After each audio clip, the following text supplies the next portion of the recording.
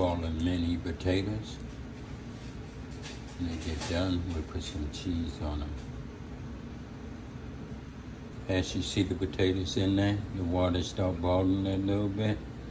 We're gonna take them out in a few minutes after they boil kind of good and do it like that.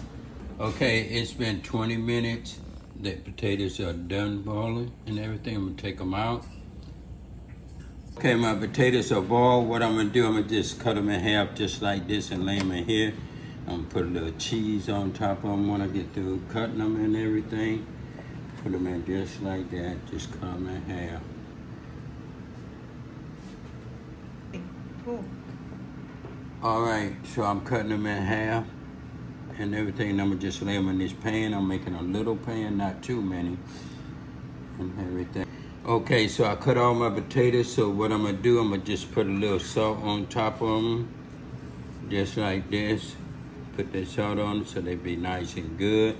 And then I'm gonna sprinkle just a little black pepper on it, like that. Just a little, all over. And then I'm gonna just lay the cheese on top like this. Lay it on top. Okay, the cheese is on top of it, and I'm gonna just put it in the oven.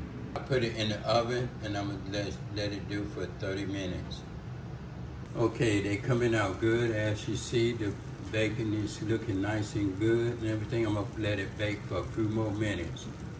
Okay, I'm gonna take it out, these baked cheese potatoes, and that's been like 20 minutes, and they're done. Okay, this is right here is your baked cheese potatoes, and that's cooking with the Bells. We did it again. If you like it, leave a comment in the box. If you don't know how to subscribe, that's all you had to do. Hit that bell and you will subscribe to Mr. Belle Kitchen. Thank you.